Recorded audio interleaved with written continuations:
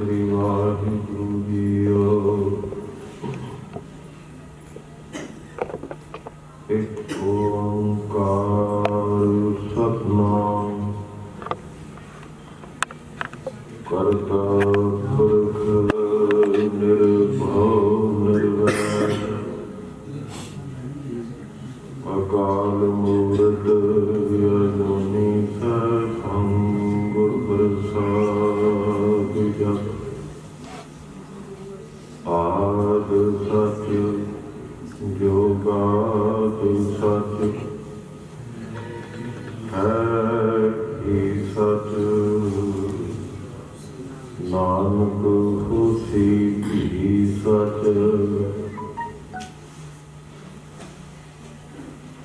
आद गुर के नम है जोगाद गुर के नम है सतगुर के नम है श्री गुरुदेव नम है। लोकालं परनासी दयालं स्वरूपे सदा अंग संगे अपनं विभूते रोगन ते अर्शुगन ते जल जोगन ते बहुभात विजावै सत्र एक चलावत कहाव तो तन एक न लागन पावै राखत है अपनो कर दे कर पाप सुबहु न पेट न पावै। और की बात कहाँ कहे तो सौ सौ पेट ही के पट बीच बचावे सगल द्वार को छाड़ के कहो तुम्हारो द्वार बाहें कहीं की लाज अस गोविंद दास तुहार सज्जन सज्जा पाप सार सिर तैसा हो जिस पास बैठिया सोहिए सबना वेसा हो दंडौत बंदन अनक बार सर्व कला समरथ डोलन तेरा को प्रभु नानक दे कर हथ। वाहिगुरु जी का खालसा वाहिगुरु जी की फतेह। परम सम्मान सत्कार गुरु साध संगत जी आप सर्वत हमारी सहाय गुरु जाने इस वक्त गुरु नानक साहिब जी के साक्षात 11वें स्वरूप दसों ही पातशाह जी की आत्मा जागत जोत शब्दाय अवतार तीनह बंधु पंचवत्सल कृपा निधान अंतर्जामी सर्वरे कायनात दे मालक राजान राज पालान पान देवान देव हुक्मा महान दे मालिक सतगुरु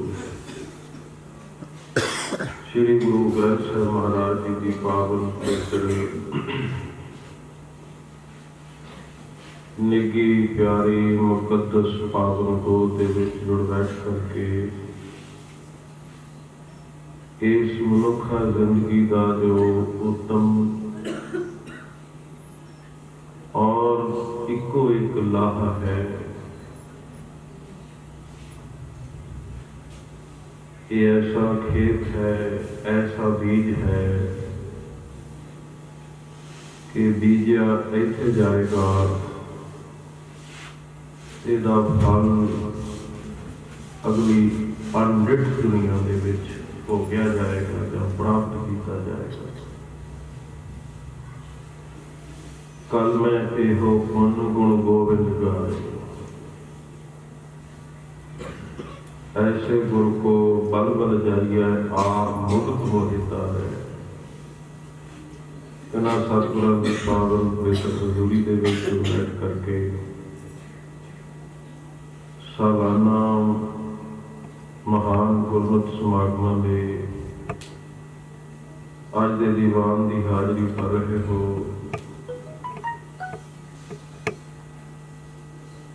सो आप सारियां संगतां दा इतने प्यार दे विच बैठ करके मन की एकाग्रता, मन का ठहराव और मन का टिका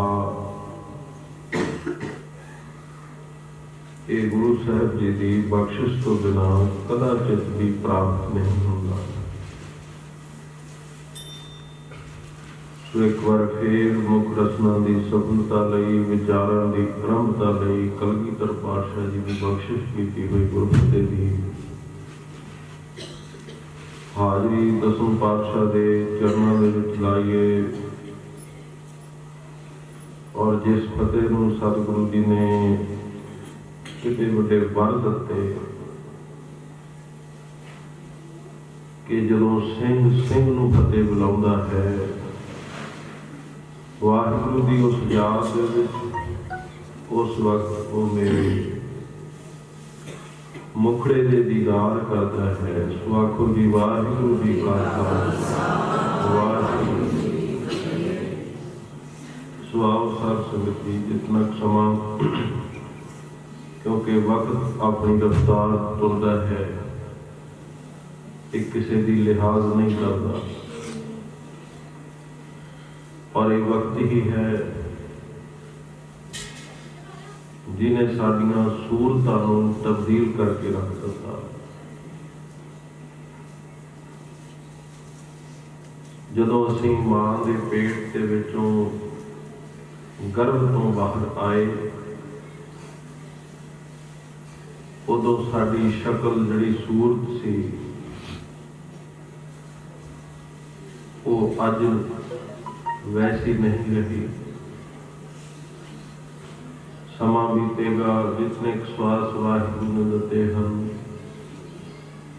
हजूर ने कहा दिन ते पहर पहर ते करियां औध कटै तन शीजै काल घेरी फिरै बद करियो कहो कबल बिद कीजै। ये सारी वक्त की चाल है। इस करके भाई नंद लाल जी का जो तजर्बा सी उन्होंने भी कहा उम्र उहा विच लेखे दे जो जात साइण विच गुजरे, वही समा लेखे विच है जिहड़ा परमेश्वर की याद दे विच गुजरता है। दास तो पहला गुरुमुख प्यारे जिहड़ा शब्द पढ़ रहे थे धारना रूप में, जिहदे विच हंस और मान सरोवर का जिक्र किया गया। श्री गुरु नानक देव साहब जी की मुबारक रचना तो उच्चारण की हुई पावन बाणी है। श्लोक 12 ते 20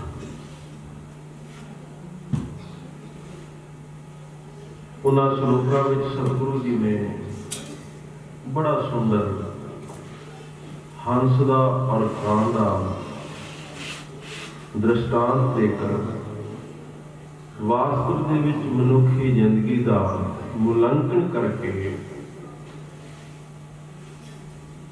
सानू आत्मक उपदेश बख्शा है। हजूर ने जिक्र किया है कलर केरी छपड़ी कौआ मल मल नाए, मन तन मैला अवगणी चिंज भरी गंदी आए। सरवर हंस न जानियो काग कुपंखी संग, सागर सो ऐसी प्रीत है बूझो ज्ञानी रंग। संत सभा जयकार कर निर्मल कर्म कमाओ, गुरमुख कर्म कमाओ, निर्मल नावन नानका गुर तीरथ दरिया। ਇਹਦੇ ਵਿੱਚ सतगुरु जी ने दो संसार के पक्ष लए ने, एक मनमुख का, एक गुरमुख का। मनमुख का जीवन सतगुरु जी ने कां की श्रेणी में लिखा है कि मनमुख व्यक्ति और कां का सुभाव जिहड़ा है, कर्म जिहड़ा है, वो इक्को जिहा होता है। गुरमुख का और हंस का सुभाव ते उन्हां दा कर्म वो भी इक्को जिहा होता है। क्योंकि गुरमुख का कर्म मैल तो रहत होंदा है ते मनमुख का कर्म मैल दे सहत होता है।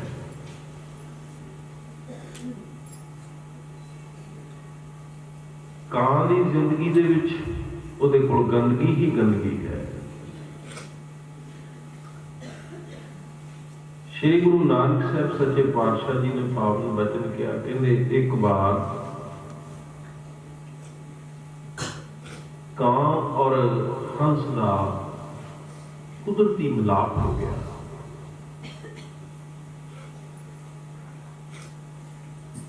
फर्क बड़ा सी दोनों के सुभाव का। सरवर अंदर हीरा मोती सो हंसा का खाना। हंसा का खाना भी हीरा और मोती है, हंसा का ठिकाना भी मानसरोवर है। हंस की शोभा, हंस की वडियाई दुनिया भर के कवियां ने, विद्वाना ने उहदे सुभाव करके, उहदे खाने करके, उहदे रहने करके, कर्म के आधार से उन शोभा ही शोभा मिली है। दुनिया के किसी भी कवि ने, विद्वान ने, फिलासफर ने किसी भी हंस की निंदा नहीं की, क्योंकि उसके कर्म के विच कोई ऐसी खोट नहीं। इसे करके सतगुरु जी ने भी कां दा जिहड़ा विपरीत हंस का जिक्र गुरबाणी में कई जगह उसे मकसद नूं मुख रख के भाई साहब वो शब्द पढ़ रहे थे। एक दृष्टांत आउंदा है, कहंदे कां किते उडारी मार के हंस दे कोल चला गया। हंस दे कोल गया की वेखदा कि अगे मानसरोवर, हंस का सुभाव निर्मल है, इस करके उन्हें अतिथि जान के, क्योंकि अतिथि भाव दे विच सब तो पहला प्रथम कर्म यह है कि जो साडे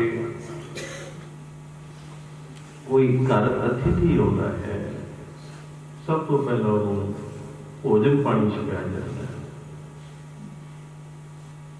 उन्हें हंस ने अपने सुभाव और कर्म के मुताबिक कां दे अगे कहते हीरे ते मोती कर दिते। कां ने जवाब दे दिता, मैं खाना नहीं। कहता क्यों? कहता पत्थर मैनू हजम नहीं होते। सुभाष जी दुनिया के सब तो अमोलक पदार्थ ते कां दी निगाह दे विच एक पत्थर है। महाराज कहते इसे तरह इस दुनिया का सब तो निर्मल कर्म है सत्संगत करनी, नाम जपना, बाणी पढ़नी, पर मनमुख की निगाह दे विच उन्होंने सब तो बेरसा ये लगता है। उस तो बाद कहते होया कि हंस ने सोचा कि मैं देखा कि इसका टिकाणा किहो जिहा है। उन्हें इच्छा जाहिर की कां दे अगे कि मैं तेरा टिकाणा जिहड़ा है वो वेखना चाहुंदा। लै तुरिया रस्ते जांदियां कहता है कि मैं जरा आराम कर लवां, थोड़ा थक गया, क्योंकि मेरा टिकाना होने वाला है जिथे मैं नींद आती है। उतरिया किथे? जिथे हडवारा से मरे हुए पशु, जहान भर की गंदगी, जिथों निकल लग्या सब तो पहला नक नूं नासका नूं बंद करना पैंदा है, उत्थे कहंदे हंस नूं लै गए। हंस नूं देखदा कि मैं फस किथे गया, ते कां कहंदे आराम नाल सौ गया। बड़ी वधिया नींद आती। जदों तो बर्दाश्त ना होया ते हंस ने कहा, भाई ये किहो जी जगह पे तू इत्थे लाया, मैं तो इत्थे बैठना बहुत औखा है, मैं बैठ नहीं सकता। अडारी परी कहंदा चलो आराम कर लिया, हुण अगे चलीए। एक दरखत ते जाके बैठ गया। हंस और कां एक दरखत ते बैठे ने, थले बैठा सी राजा, पिछली भोज कर रहा सी। कहंदे उपरों बैठिया कां ने बिठ कर दी, राजे ते डिगी। उहदे सेवादार ने ना बर्दाश्त करदियां तीर सीधा करके, तीर जदों बिन के निशाना मारिया, कां ते बिठ करदी सार उड़ गया ते तीर जा वजा हंस दी, ते हंस पलट के धरती ते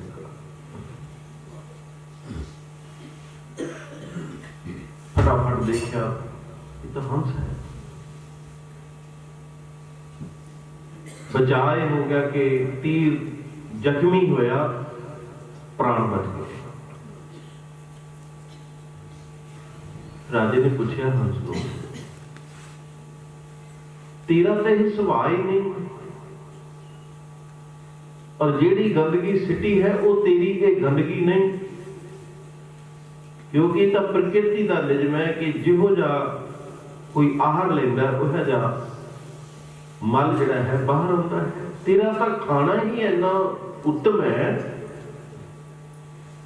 जे किते तेरा वो खाना किते मल द्वारा भी किते संसार के बंदे दे हथ लग जाए, उहदे तक कई कुलां दा पार तारा हो जू, पर ये मेरी समझ तो बाहर हो गया। कहने हंस ने दस्या भी बात तेरी ठीक है, पर दरअसल ये सारा कारा कौन दा है? मैं ते उहदे पिछे लग तुरिया, जिधर नूं जावे मैं पिछे पिछे आई जाना, पर आ जो कुछ दोष कीता उन्हें कीता, पर सजा मैनू मिल गई। दोष उहदा सी पर सजा मैनू मिल गई। कहते राजे ने कहा ये ठीक है, दोष उहदा सी, सजा तैनू मिली, पर कदे सोचे कि सजा क्यों मिली? सजा की वजह की है? कहना की है? कहना सजा की बस वजह यह है कि तू कां की संगत की। काश तू किसी हंसा की संगत विच बहिंदा जिथे तेरा बैठण का ठिकाना है। तू हंसा की संगत विच बैठ के भोजन खांदा जिथे तेरा खाना है, ते तेनू आ दिन दा देखना पैंदा। इस करके धन गुरु नानक साहब महाराज कहते भाई यही विद्या संसार दे विच मनमुख ते गुरमुख दी संगत है। गुरमुख दी संगत विच बैठोगे ते कर्म निर्मल है, ते मनमुख दी संगत विच बैठोगे ते फिर वो कर्म ने कुकर्म बन जाना है। सतगुरु जी ने फिर इस कहानी का एक सिरलेख अपनी अमृतमीस बाणी विच कीता। पर कहंदे कल्लर केरी छपड़ी, कहंदे कल्लर दा खेत ते उहदे विच कोई छपड़ी पानी दी भरी, मींह पिया, कौआ मल मल लाए। कहंदे कां उस छपड़ी विच जाके अपनी चुंझ बार बार उस गारे दे विच लवेड़दा है। कौआ मल मल लाए ते नहा के सोचदा की है कि हुण मैं बहुत सुंदर हो गया।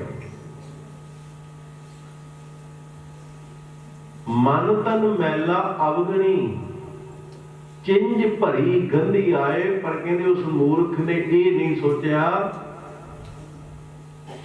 कि तू हंस दी रीस कर बैठा। हंस वेग रहिंदा मान सरोवर ते तू बैठा छप्पड़ ते। उत्थे धूड़ दी राई नहीं ते इत्थे सारा ही गारा है कि उस गारे विच अपनी चुंझ लवेड़ के समझदा कि मैं बहुत विच हो।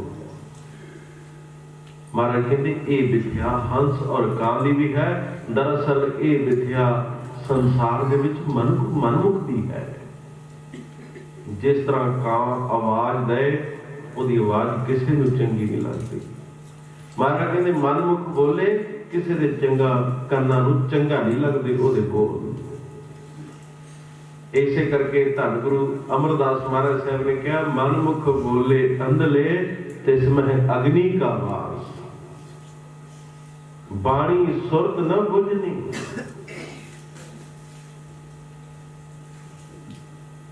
शब्द न करहे प्रगास उन अपनी अंदर सुध नहीं।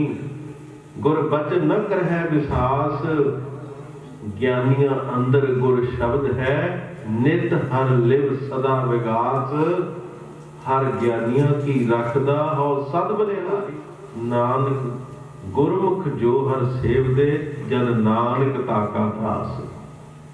मनमुख महाराज साहब कहते कन्ना करके बोला है अखा करके अंधा है।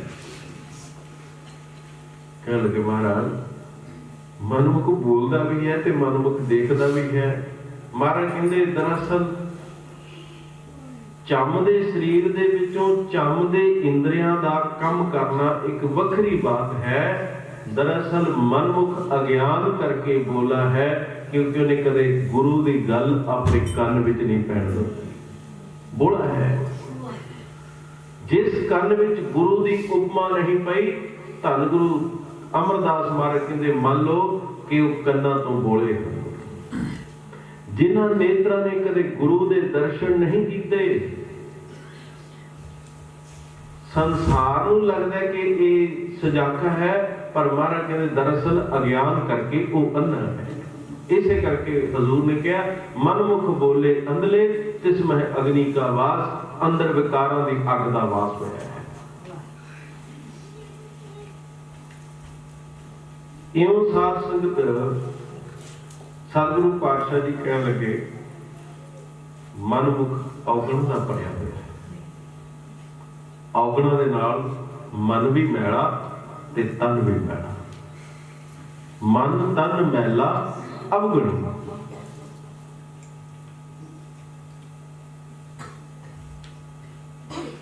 सतगुरु जी ने फिर महाराज कहते जिस तरह उस हंस ने सरवर हंस न जानिया काग को पंखी संग उन्होंने ज्ञान नहीं सी कि मैं इस माड़े दा इस कां दी संगत कर रहा था। उसी संगत ने डोब दिता। ते महाराज कहते ऐ संसार दे लोगों ये जान लियो साकत स्यों ऐसी प्रीत है बुझ हो ज्ञानी रंग। ये जान लो रंग नौ प्रेम दा है। हे ज्ञानी जनो ज्ञानवान सूझवान गुरसिखो ये गल जान लो जिस तरह कां दी संगत ने हंस नूं डोब दिता इसे तरह मनमुख दी संगत चंगे भले व्यक्ति नूं डोब के रख दिंदी। मनमुख दी संगत तो बचिए। ते कहण लगे महाराज साहब फिर करना की है। मेरे कहते करना की है बस इको कम है कि केवल गुरु दी संगत करो। गुरु दी संगत इस जीवन नूं तारन वाली है। गुरु भी कैसा महाराज साहब कहते सतगुर पुरख निर्वैर है। नित हृदय हर लिव लाए निर्वैर नाल वैर रचाएदा अपने घर नूं की लाए।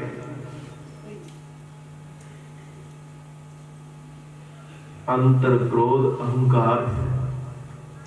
अनदिन जलै सदा दुख पाए कूड़ बोल बोल नित भोग दे बिख खाधे दूजे भाए बिख माया कारण भरम दे।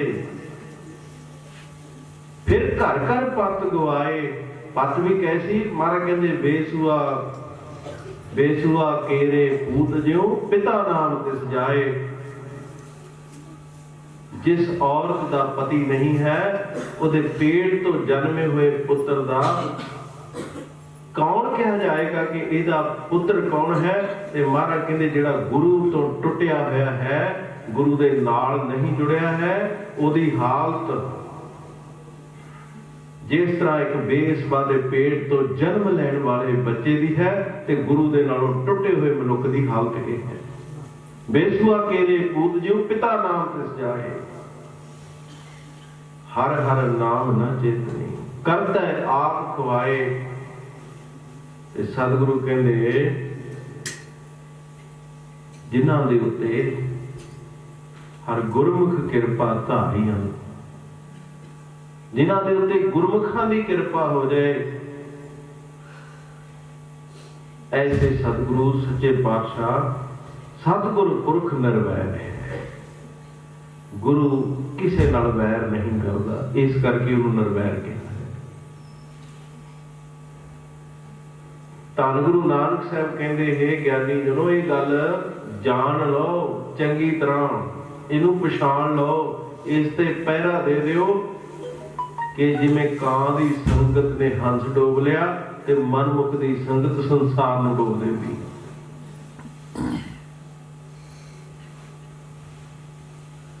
महाराज कहते मनमुख सौ कर दोस्ती, सुख के पुछ है मित्र। मनमुखा नाल दोस्ती करके सुख नहीं कदे मिलता। कहते महाराज फिर मिलता किवें है? महाराज कहते गुरमुख सौ कर दोस्ती, सतगुर सौ लाए चित। ये तो गुरमुखां दी संगत मिल जाए फिर ये हिरदा गुरु दे नाल जुड़दा है। धन गुरु नानक साहब महाराज कहने लगे मनमुख दी संगत तो बचना है। कहने लगे महाराज फिर अगला रास्ता की है? दुनिया के उत्ते किसी भी असीं मार्ग ते जाइए ना तो सानू कोई दसन वाला है, वो ये कहता है कि उत्थे जाके तू रुक जाना है, उस तो अगे नहीं जाना। मनुख का दूसरा सवाल है कि ठीक है मैं उत्थे रुक गया, पर उत्थे रुकण नाल मैनू मंजिल नहीं मिली। मंजिल ते जाण लई रास्ता की है? गुरु उपदेश दो पक्षां विच दिंदा है, याद रखो। धर्म शास्त्र कहता एक वैध कर्म है, एक अवैध कर्म है। दो तरह के कर्म होते हैं। एक कर्म जिन्हों करन लई गुरु साहब सानू आग्ञा दिंदे ने। गुरु साहब हुक्म दिंदे ने कि भाई तू ये कर्म कर, ये गुरु का हुक्म है। गुर कहिया साकार कमावो, गुर की करनी कहता। धन गुरु रामदास महाराज साहब जी का पावन वाक्य है, हम अंधले अंध बिखै बिखराते, क्यों चल है गुर जग करे सुख दाता। हम लाभ है आपन पाली, गुर सिख मीत चलो गुर चाली। जो गुर कह सोई भल मानो, हर हर कथा निराली। जो गुरु ने कह दिता ते सिख नमस्कार कर दिता ते समझ लो यही जीवन है। जदों सिख गुरु नूं सवाल करे, गुरु दी कीती ते उंगल करे, जदों गुरु शंका करे फिर वो सिख नहीं है। ये याद रखना। वो सिखे की महाराज कहते जो गुर कहे, जो गुरु ने कह दिता उन्होंने सत्य करके मानना, भला करके मानना कि ये विच मेरा भला है। एक है अवैध कर्म जिस ते गुरु सानू विवर्जित करता है कि सिखा आ काम तो कदे भुल के भी नहीं करना, ये मेरा तेन हुक्म है। एक हुक्म दे दिता कि सिखा तो अमृतधारी बन के पंजा ककारां दा धारनी होके ਅੰਮ੍ਰਿਤ ਵੇਲੇ ਦੀਆਂ 5 ਨਿਤਨੇਮ ਦੀਆਂ ਬਾਣੀਆਂ, ਜਪਜੀ ਸਾਹਿਬ, ਜਾਪ ਸਾਹਿਬ, ਪ੍ਰਸਾਦ ਸਵਈਏ, ਚੌਕੀ ਸਾਹਿਬ ਤੇ ਆਨੰਦ ਸਾਹਿਬ। ਸ਼ਾਮਾਂ ਨੂੰ ਸੋਦਾ ਰਹਿਰਾਸ ਔਰ ਸੋਹਿਲੇ ਜੀ ਕੀ ਬਾਣੀ। ਕਲਗੀਧਰ ਨੇ ਕਹਿ ਦਿੱਤਾ, ਇਦੋਂ ਘੱਟ ਤੂੰ ਬਾਣੀ ਨਹੀਂ ਪੜ੍ਹ ਸਕਦਾ, ਇਹ ਮੇਰਾ ਹੁਕਮ ਹੈ। ਵੱਧ ਜੋ ਮਰ 4 ਗੱਲਾਂ ਉਹ ਤੂੰ ਨਹੀਂ ਕਰਨੀਆਂ। ਅਸੀਂ ਜਦੋਂ ਅੰਮ੍ਰਿਤ ਦੀ ਦਾਤ ਲੈਂਦੇ ਹਾਂ, 5 ਪਿਆਰੇ ਸਾਨੂੰ ਬਾਖੂਬ ਕਹਿੰਦੇ ਨੇ ਕਿ ਅੱਜ ਤੋਂ ਬਾਅਦ ਤੁਸੀਂ ਕੀ ਕੀ ਕਰਨਾ ਹੈ ਤੇ ਤੁਸੀਂ ਕੀ ਕੀ ਨਹੀਂ ਕਰਨਾ ਹੈ। ਗੁਰੂ ਦਾ ਹੁਕਮ 2 ਰੂਪ ਦੇ ਵਿੱਚ ਲਾਗੂ ਹੁੰਦਾ ਹੈ। ਯਾਦ ਰੱਖਣਾ, ਸੰਸਾਰੀ ਜੱਜ ਦਾ, ਸੰਸਾਰੀ ਅਹੁਦੇ ਦਾ, ਸੰਸਾਰੀ ਤਾਕਤ ਦਾ ਹੁਕਮ ਇੱਕੋ ਗੱਲ ਤੇ ਲਾਗੂ ਹੁੰਦਾ ਹੈ। ਜੋ ਉਹਨੇ ਲਿਖ ਦਿੱਤਾ ਅਸੀਂ ਕਹਿੰਦੇ ਹਾਂ ਸਾਡੇ ਹੱਕ 'ਚ ਕਰ ਦਿੱਤਾ ਜਾਂ ਸਾਡੇ ਖਿਲਾਫ ਕਰ ਦਿੱਤਾ। ਪਰ ਦੁਨੀਆ ਦੇ ਵਿੱਚ ਇੱਕ ਗੁਰੂ ਹੈ ਜਿਹਦਾ ਇੱਕੋ ਫੈਸਲਾ ਸਾਡੇ 2 ਪੱਖਾਂ ਤੇ ਲਾਗੂ ਹੁੰਦਾ ਹੈ ਔਰ ਦੋਨਾਂ ਦੇ ਵਿੱਚ ਸਾਡੇ ਹਿੱਤ ਵਿੱਚ ਲਾਗੂ ਹੁੰਦਾ ਹੈ। ਗੁਰੂ ਨੇ ਕਹਿ ਦਿੱਤਾ ਕਿ ਇਹ ਤੂੰ ਨਹੀਂ ਕਰਨਾ, ਗੁਰੂ ਨੇ ਕਹਿ ਦਿੱਤਾ ਇਹ ਤੂੰ ਕਰਨਾ ਹੈ। ਇੱਕ ਧਰਮ ਸ਼ਾਸਤਰ ਕਹਿੰਦਾ ਵੈਦ ਕਰਮ, ਜੋ ਗੁਰੂ ਕਹਿਣ ਨੂੰ ਤੈਨੂੰ ਹੁਕਮ ਕਰ ਰਿਹਾ ਹੈ। ਅਵੈਧ ਕਰਮ, ਜੋ ਗੁਰੂ ਕਰਨ ਤੋਂ ਤੈਨੂੰ ਰੋਕ ਰਿਹਾ ਹੈ।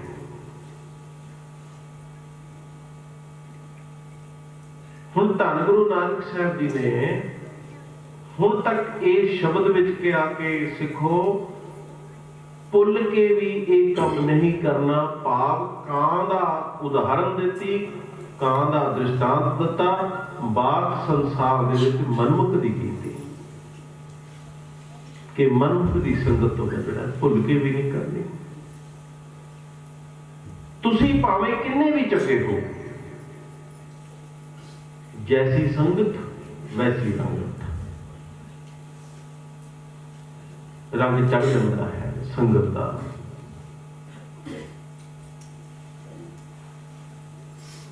ਕਹਿਣ ਲੱਗੇ ਮਹਾਰਾਜ ਫਿਰ ਇੱਕ ਪੱਖ ਹੋ ਗਿਆ ਕਿ ਇਹ ਕੰਮ ਨਹੀਂ ਕਰਨਾ, ਤੇ ਹੁਣ ਕਰਨਾ ਕੀ ਹੈ?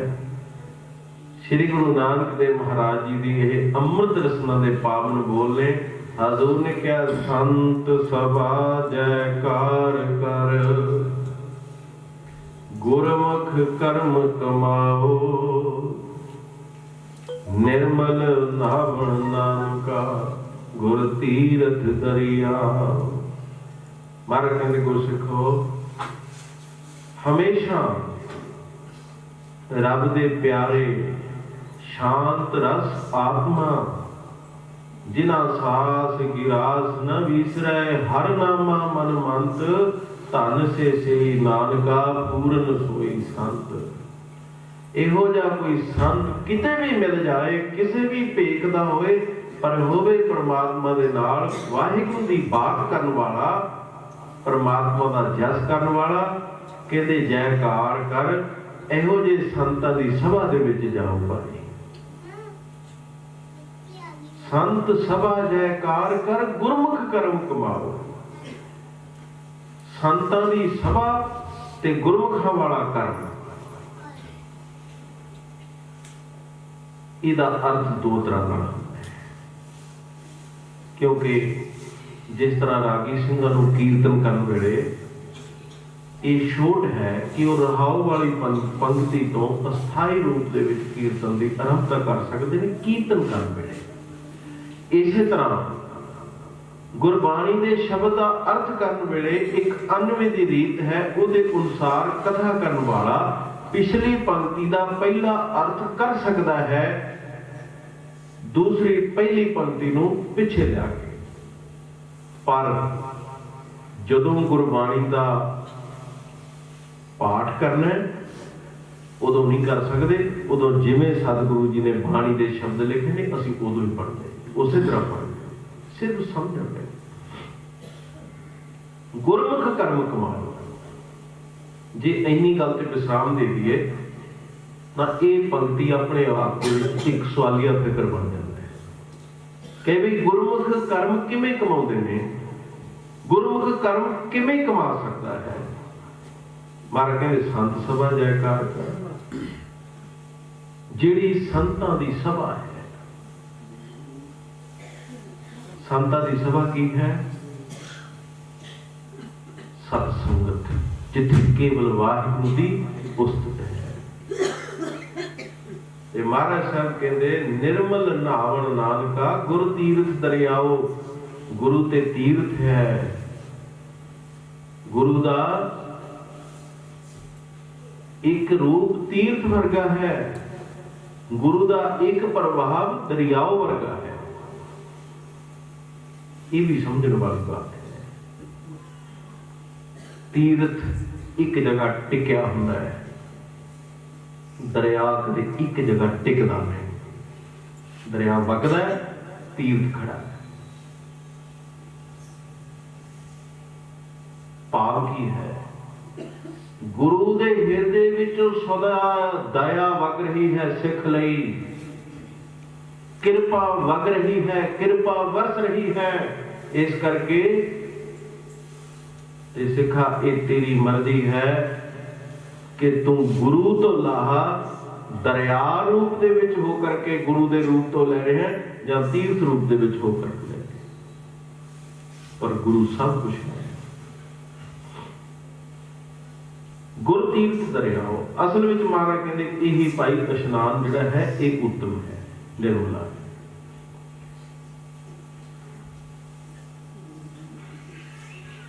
ਧੰਨ ਗੁਰੂ ਨਾਨਕ ਸਾਹਿਬ ਮਹਾਰਾਜ ਜੀ ਨੇ ਜਿੱਥੇ ਵੀ ਕਿਤੇ ਸੰਤ ਮੰਡਲੀ ਨੂੰ ਵੇਖਿਆ ਉਹਨਾਂ ਨੂੰ ਸਤਿਕਾਰ ਦਿੱਤਾ, ਸਿੱਧਾ ਨਾਲ ਗੋਸ਼ਟ ਕੀਤੀ। ਉਹਨਾਂ ਵਿੱਚ ਅਹੰਗ ਭਾਵ ਵੀ ਸੀ, ਉਹਨਾਂ ਵਿੱਚ ਕਈ ਤਰ੍ਹਾਂ ਦੀਆਂ ਉਸ ਵਕਤ ਊਣਤਾਈਆਂ ਵੀ ਸਨ। ਗੁਰੂ ਨਾਨਕ ਸਾਹਿਬ ਜਾਣਦੇ ਸਨ, ਪਰ ਫਿਰ ਵੀ ਉਹਨਾਂ ਦੇ ਭੇਖ ਦਾ, ਉਹਨਾਂ ਦੀ ਤਪੱਸਿਆ ਦਾ ਸਤਿਗੁਰੂ ਜੀ ਨੇ ਸਤਿਕਾਰ ਕਰਦਿਆਂ ਉਹਨਾਂ ਨੂੰ ਵੇਖ ਕੇ ਕਿਹਾ, ਸਿੱਧ ਸਭਾ ਕਰ ਆਸਣ ਬੈਠੇ ਸੰਤ ਸਭਾ ਜੈਕਾਰੋ। ਤਿਸ ਆਗੇ ਰਹਿ ਰਾਸ ਨ ਮਾਰੀ ਸਾਚਾ ਅਪੜ ਅਪਾਰੋ। ਮਸਤਕ ਕਾਟ ਧਰੀ ਤਿਸ ਆਗੇ ਤਨ ਮਨ ਆਗੇ ਦਿਓ। ਨਾਨਕ ਸੰਤ ਮਿਲੇ ਸਚ ਪਾਈਐ ਸਹਿਜ ਪਾਏ ਜਸ ਲਿਓ। ਕਿਆ ਭਵੀਐ ਸਚ ਸੂਚਾ ਹੋਏ ਸਾਚ ਸ਼ਬਦ ਬਿਨ ਮੁਕਤ।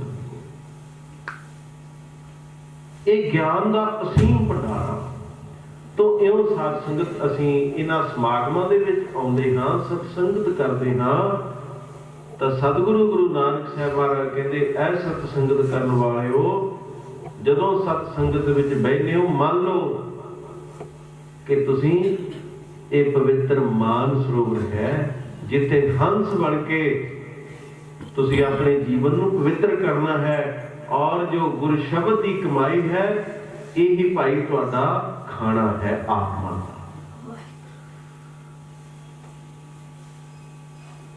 ਤੋ ਸਾਧ ਸੰਗਤ ਗੁਰੂ ਸਾਹਿਬ ਜੀ ਦੀ ਜਿਹੜੀ ਕਰਨੀ ਹੈ, ਗੁਰੂ ਗੁਰੂ ਗੁਰੂ ਕਰ ਮਨ ਮੋਰ, ਗੁਰੂ ਬਿਨਾ ਮੈਂ ਨਾਹੀ ਹੋਰ।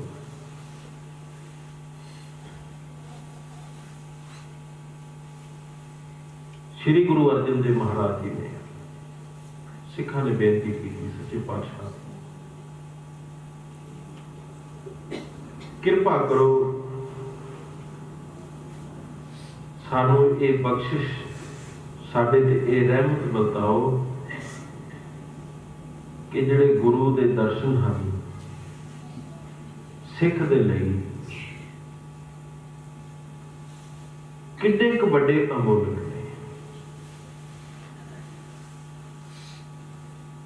ਸੱਚੇ ਪਾਤਸ਼ਾਹ ਜੀ ਨੇ ਸੋਹੀ ਰਾਗ ਦੇ ਵਿੱਚ ਇਹ ਬਚਨ ਕਿਹਾ, ਦਰਸ਼ਨ ਦੇਖ ਜੀਵਾ ਗੁਰ ਤੇਰਾ, ਪੂਰਨ ਕਰਮ ਹੋਏ ਪ੍ਰਤੇਰਾ। ਇਹ ਬੇਨਤੀ ਸੁਣ ਪ੍ਰਭ ਮੇਰੇ, ਦੇਹ ਨਾਮ ਕਰੇ ਆਪਣੇ।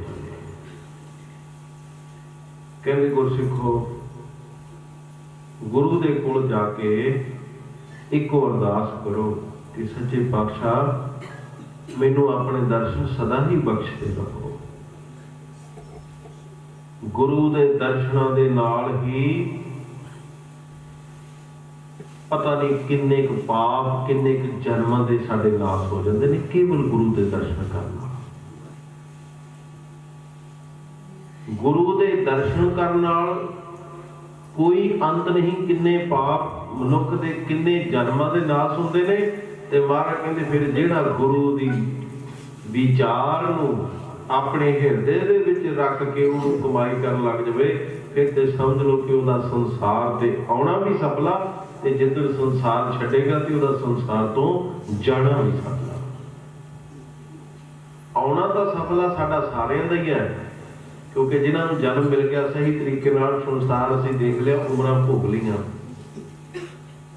ਪਰ ਬਾਤ ਇਹ ਹੈ ਕਿ ਜਾਣਾ ਕਿੰਨੇ ਕੁ ਦਾ ਸਫਲਾ ਹੈ।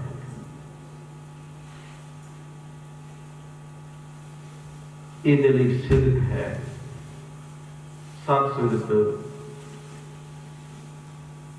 ਪੰਥ ਦੇ ਮਹਾਨ ਵਿਦਵਾਨ ਗਿਆਨੀ ਗਿਆਨ ਸਿੰਘ ਜਿਨ੍ਹਾਂ ਨੇ ਤਬਾਰੀ ਗੁਰੂ ਖਾਲਸਾ ਲਿਖੀ, ਉਹਨਾਂ ਨੇ ਸਿੱਖੀ ਦਾ ਜ਼ਿਕਰ ਕੀਤਾ ਹੈ ਕਿ ਸਿੱਖੀ 5 ਤਰ੍ਹਾਂ ਦੀ ਹੁੰਦੀ ਹੈ। 5 ਤਰ੍ਹਾਂ ਦੀ ਸਿੱਖੀ ਦੇ ਵਿੱਚੋਂ ਦਰਅਸਲ 2 ਤਰ੍ਹਾਂ ਦੀ ਸਿੱਖੀ ਹੈ ਜਿਹੜੀ ਗੁਰੂ ਨੂੰ ਪ੍ਰਵਾਨ ਹੈ। 3 ਤਰ੍ਹਾਂ ਦੀ ਸਿੱਖੀ ਉਹ ਹੈ ਜੇ ਤਾਂ ਉਹਦੇ ਵਿੱਚ ਬਦਲਾਅ ਆ ਜਾਵੇ, 3 ਤਰ੍ਹਾਂ ਦਾ ਸਿੱਖ ਬਣਿਆ ਤੇ ਕਿਤੇ ਉਹ 2 ਤਰ੍ਹਾਂ ਦੇ 2 ਤਰੀਕਿਆਂ ਵਿੱਚ ਤਬਦੀਲ ਹੋ ਜਾਵੇ, ਫਿਰ ਤਾਂ ਸਫਲ ਹੈ। ਵਰਨਾ ਜੇ ਉਹ 3 ਤੱਕ ਸੀਮਿਤ ਰਹਿ ਗਿਆ ਤਾਂ ਗੁਰੂ ਉਹ ਸਿੱਖ ਦੀ ਸਿੱਖੀ ਪ੍ਰਵਾਨ ਨਹੀਂ ਕਰਦਾ। ਕਹਿੰਦੇ 5 ਤਰ੍ਹਾਂ ਦੀ ਸਿੱਖੀ। ਸਭ ਤੋਂ ਪਹਿਲੀ ਸਿੱਖੀ ਧੰਦੇ ਦੀ, ਦੂਸਰੀ ਦੇਖਾ ਦੇਖੀ, ਤੀਸਰੀ ਹਿਰਸ ਦੀ, ਚੌਥੀ ਭਾਵਨੀ ਦੀ ਤੇ ਔਰ 5ਵੀਂ ਸਿਦਕ ਦੀ। ਸਭ ਤੋਂ ਪਹਿਲੀ ਸਿੱਖੀ ਉਹ ਕਹਿੰਦੇ ਧੰਦੇ ਦੀ ਹੈ। ਭਾਵ ਸਿੱਖ ਨਹੀਂ ਬਣਿਆ, ਨਾ ਕੋਈ ਮਨ ਦੇ ਵਿੱਚ ਸਿੱਖ ਬਣਨ ਦਾ ਸ਼ੌਕ ਸੀ, ਨਾ ਗੁਰੂ ਨਾਲ ਪਿਆਰ ਸੀ, ਪਰ ਜ਼ਿੰਦਗੀ ਦੇ ਵਿੱਚ ਇੱਕ ਧੰਦਾ ਦਿਸ ਰਿਹਾ ਹੈ ਕਿ ਇਹ ਧੰਦਾ ਸਫਲ ਤਾਂ ਹੋ ਸਕਦਾ ਹੈ ਜੇ ਮੈਂ ਸਿੱਖ ਬਣਾ। ਧੰਦੇ ਨੂੰ ਚਲਾਉਣ ਵਾਸਤੇ, ਧੰਦੇ ਨੂੰ ਵਧਾਉਣ ਵਾਸਤੇ ਧੰਦੇ ਦੇ ਕਾਰਨ ਸਿੱਖ ਬਣਿਆ। ਮੁੱਖ ਧੰਦਾ ਸਿੱਖੀ ਨਹੀਂ ਹੈ, ਪਰ ਕਿਉਂਕਿ ਸਿੱਖੀ ਤੋਂ ਬਿਨਾਂ ਧੰਦਾ ਨਹੀਂ ਚੱਲਦਾ ਹੈ, ਇਸ ਲਈ ਇੱਕ ਦੁਨੀਆ ਦੇ ਉੱਤੇ ਉਹ ਕਹਿੰਦੇ ਇਸ ਤਰ੍ਹਾਂ ਦੇ ਸਿੱਖ ਨੇ ਕਿ ਜਿਨ੍ਹਾਂ ਨੇ ਸਿਰਫ ਸਿੱਖੀ ਧੰਦੇ ਲਈ ਧਾਰਨ ਕੀਤੀ ਹੋਈ, ਧੰਦਾ ਚਲਾਉਣ ਵਾਸਤੇ। ਹਾਂ, ਕਿਤੇ ਅਵਸਥਾ ਬਣ ਗਈ ਕਿ ਸਿੱਖ ਤਾਂ ਧੰਦੇ ਦੇ ਕਾਰਨ ਬਣਿਆ ਸੀ, ਪਰ ਹੌਲੀ ਹੌਲੀ ਚੱਲਦਿਆਂ ਇੱਕ ਦਿਨ ਸੁਰਤ ਆਈ ਕਿ ਨਹੀਂ, ਧੰਦੇ ਦੇ ਕੋਈ ਮਾਇਨੇ ਨਹੀਂ, ਅਸਲ ਵਿੱਚ ਮਾਇਨੇ ਸਿੱਖੀ ਦੇ ਨੇ। ਇਹ ਅਵਸਥਾ ਬਣ ਗਈ ਤਾਂ ਫਿਰ ਭਾਵੇਂ ਹੈ ਤਾਂ ਠੀਕ ਨਹੀਂ ਸੀ, ਬਣਿਆ ਧੰਦੇ ਦੇ ਕਾਰਨ ਸੀ, ਪਰ ਗੁਰੂ ਦਾ ਜਿਗਰਾ ਬਹੁਤ ਵੱਡਾ ਹੈ ਤੇ ਗੁਰੂ ਫਿਰ ਵੀ ਗੱਲ ਨਾਲ ਲਾ ਦਿੰਦਾ। ਪਰ ਜੇ ਹੁਣ ਉਹ ਸਿੱਖ ਨੇ ਸਿਰਫ ਮੁੱਖੀ ਧੰਦਾ ਰੱਖਿਆ ਹੋਇਆ ਹੈ, ਇਹ ਇੱਕ ਪਖੰਡ ਦੀ ਸਿੱਖੀ ਹੈ, ਇੱਕ ਧੰਦੇ ਦੀ ਸਿੱਖੀ ਹੈ। ਇਸ ਤਰ੍ਹਾਂ ਦੇ ਇਸ ਜਹਾਨ ਵਿੱਚ ਸਿੱਖ ਹੈਗੇ। ਤੇ ਦੂਸਰੀ ਹੈ ਦੇਖਾ ਦੇਖੀ। ਕਿ ਇੱਕ ਘਰ ਦੇ ਵਿੱਚ ਮੰਨ ਲਓ 5 ਜੀ ਨੇ, ਹੁਣ 4 ਅੰਮ੍ਰਿਤਧਾਰੀ ਹੋ ਗਏ, ਬਾਣੀ ਪੜ੍ਹਨ ਲੱਗ ਗਏ, ਘਰ ਦੇ ਵਿੱਚ ਵਾਤਾਵਰਨ ਇਹੋ ਜਿਹਾ ਬਣ ਗਿਆ, ਜਾਂ ਬਹੁਤੀ ਧਰਮੀ ਬੰਦਿਆਂ ਦੇ ਵਿੱਚ ਜਾ ਕੇ ਬੈਠਣਾ ਪਵੇ। ਹਾਲਾਤ ਦੋਨਾਂ ਦੇ ਇੱਕੋ ਜਿਹੇ ਹੁੰਦੇ ਨੇ, ਯਾਦ ਰੱਖਿਓ। ਜੇ ਬਹੁਤੇ ਮਨਮੁਖ ਬੰਦੇ ਬੈਠੇ ਹੋਣ ਨਾ, ਤੇ ਕਿਤੇ ਇੱਕ ਗੁਰਮੁਖ ਬੰਦੇ ਨੂੰ ਕਿਸੇ ਵੀ ਕਾਰਨ ਉਹਨਾਂ ਦੇ ਵਿੱਚ ਬੈਠਣਾ ਪੈ ਜਾਵੇ ਤਾਂ ਉਹਦੀ ਸਥਿਤੀ ਕੋਈ ਬਹੁਤੀ ਚੰਗੀ ਨਹੀਂ ਹੁੰਦੀ ਮਾਨਸਿਕ ਤੌਰ ਤੇ। ਉਹ ਇੱਕ ਬੈਠਾ ਹੁੰਦਾ, ਫਸਿਆ ਹੁੰਦਾ, ਪਰ ਉਹ ਆਪਣੇ ਅੰਦਰ ਨੂੰ ਲਾਹਨਤ ਪਾਉਂਦਾ ਕਿ ਮੈਂ ਇਹ ਕਿੱਥੇ ਬੈਠ ਗਿਆ ਆ ਕੇ। ਤੇ ਇਸੇ ਤਰ੍ਹਾਂ ਭਾਈ ਜਿੱਥੇ ਕਿਤੇ ਗੁਰਮੁਖਾਂ ਦਾ ਇਕੱਠ ਹੋਵੇ ਨਾ, ਕਿਤੇ ਕੋਈ ਮਨਮੁਖ ਬਹਿ ਜਾਵੇ ਆ ਕੇ ਬੈਠਿਆ, ਉਹਦੇ ਵੀ ਨਹੀਂ ਜਾਂਦਾ, ਹਾਲਤ ਉਹਦੀ ਵੀ ਬਹੁਤੀ ਚੰਗੀ ਨਹੀਂ ਹੁੰਦੀ।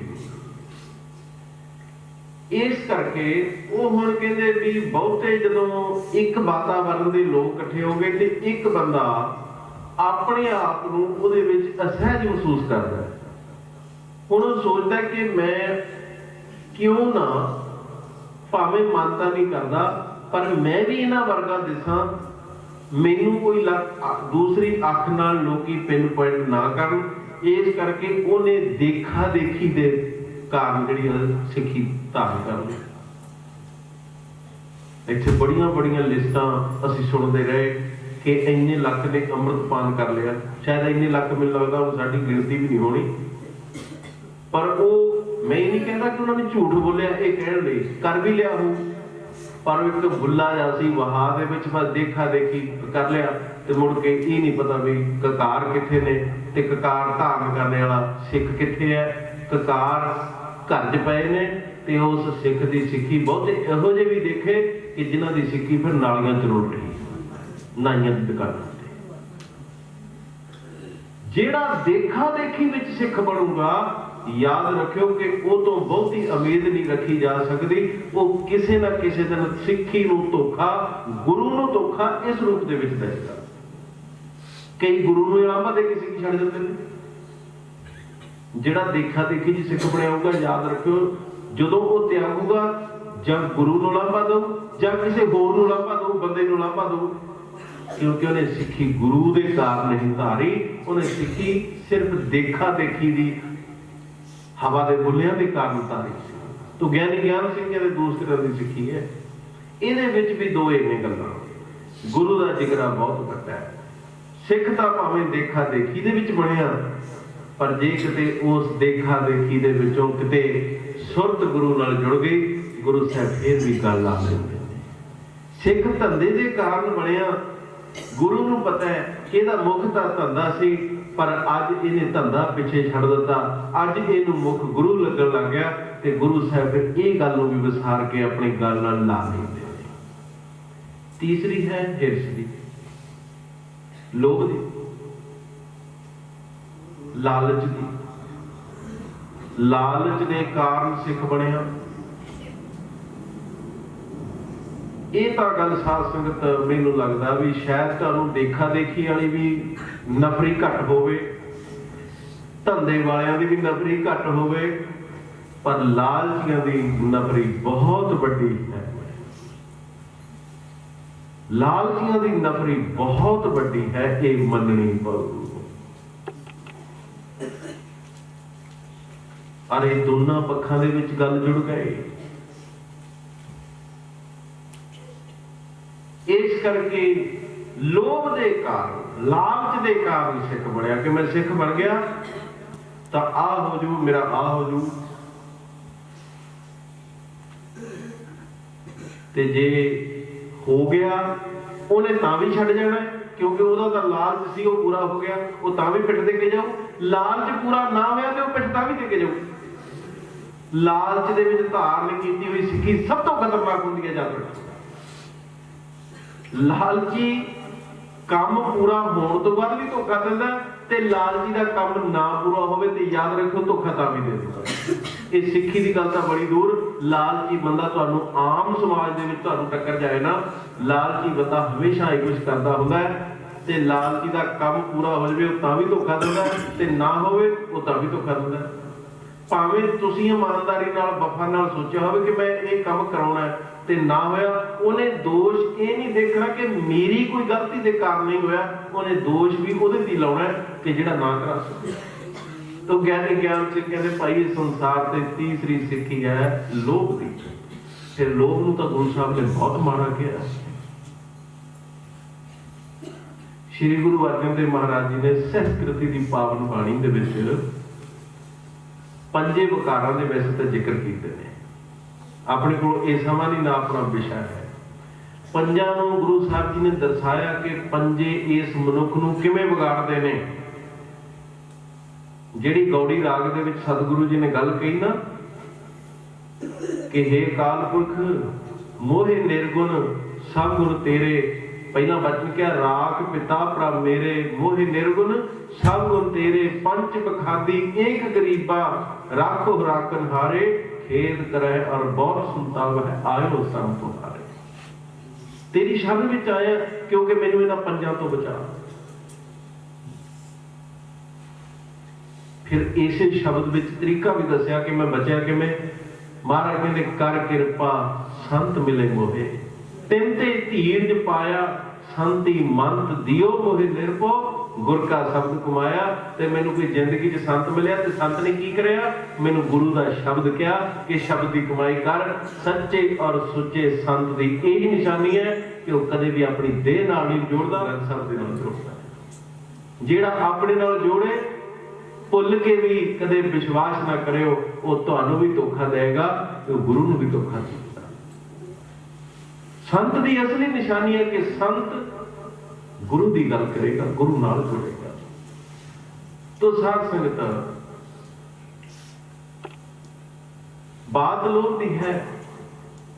लोभ नू सतगुरु जी ने दो जगह पंच पातशाह कहते, हे लोभा लंपट संग सिर मोर है, अनक लहरी कलोलते, तावंत जिया बहु प्रकार, अनक भांत बहु डोलते, नच मित्रं नच इष्टं नच बाधव नच मात पिता तब लज्या, अकर्णं क्रोध अखाद्य अखादन, साजं साज समझिया, त्राहे त्राहे सन स्वामी बग्याप्त, नानक हर नरहर है। ते एक जगह क्या, लोभी का वैसा होना कीजै, जे का पार वसाए, अंत काल तिथै तो है, जिथे अंत ना पाए।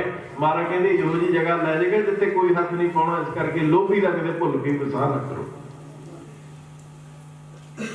महापुरखा ने जिक्र किया, दास नूं विद्या दे अखर पढ़ाए ते कहंदे लोभी दा और हलके कुत्ते दा इक्को जिहा सुभाव हुंदा। कहंदे जी बड़ा फर्क है। ठीक है, बंदा है ਉਹਦੇ ਵਿੱਚ ਲੋਭ आ गया, ਕਿਸੇ ਦੀ ਕੋਈ ਬਕਾਰ ਆ ਸਕਦਾ ਹੈ, ਪਰ ਕੁੱਤੇ ਦੇ ਨਾਲ ਤੁਲਨਾ ਨਹੀਂ ਕੀਤੀ ਜਾ ਸਕਦੀ। ਵਿਦਵਾਨ ਕਹਿੰਦੇ ਅਸੀਂ ਦੋਨਾਂ ਦੇ ਲੱਛਣ ਤੁਹਾਨੂੰ ਮਿਲਾ ਕੇ ਦੱਸ ਦਿੰਦੇ, ਫਿਰ ਨਿਰਣਾਪ ਕਰ ਲਿਓ। ਕਹਿੰਦੇ ਜੀ ਠੀਕ ਆ। ਕਹਿੰਦੇ ਦੱਸੋ ਵੀ ਕੁੱਤੇ ਦੇ ਹਲਕੇ ਹੋਏ ਕੁੱਤੇ ਦੀ ਕੀ ਨਿਸ਼ਾਨੀ ਹੈ, ਤੇ ਅਸੀਂ ਦੱਸਾਂਗੇ ਲੋਭੀ ਬੰਦੇ ਦੀ ਨਿਸ਼ਾਨੀਆਂ। ਜੇ ਤਾਂ ਮਿਲ ਗਈਆਂ फिर तो समझ लो, फिर तो तस्दीक कर दो गल भी लोभी बंदा ते हल्का है कुत्ता इको जे होंदे ने। जे फर्क होया तो ठीक है। कहंदे जी हल्के कुत्ते की सब तो बड़ी निशानी ये है कि उहदी पूछ जिहड़ी सीधी हो जाती है। उहदी सीधी हुई पूछ दस दिंदी है, लोग सतर्क हो जाते हैं, क्योंकि कुत्ते की आम पूछ सीधी होंदी नहीं, बल्कि ये तो सीधी और बिंगी पूछ दे लोग बंदे नाल प्रमाण दे देते। कहते जी फर्क यह है भी हल्के हुए कुत्ते की पूछ सीधी हो जाती है, तो जिहदे अंदर लोभ का हल्क उठिया होवे उहदा हाथ सीधा हो जाता, भी लिया भाई जिहड़ा कुछ हैगा दे दे। उहदी पूछ सीधी ते उहदा हाथ सीधा, लक्षण मिलता है। कहते जी फिर हल्के कुत्ते की दूसरी निशानी यह आ कि वह भौंकदा बहुत है।